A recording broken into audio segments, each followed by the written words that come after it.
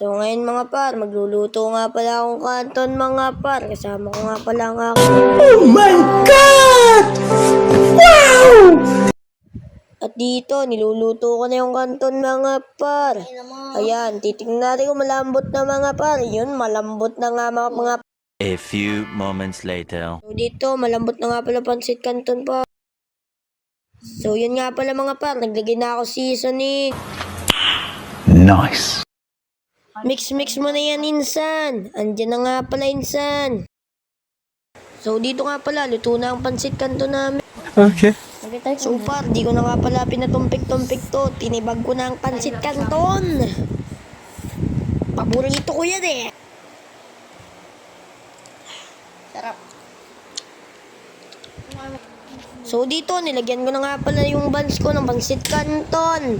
Siyempre, sakman na natin yan sa bunganga. Oh my God!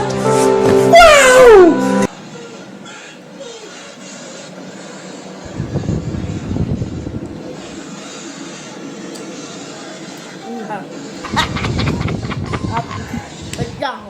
So hanggang dito na nga lang pala video ko. Bye-bye!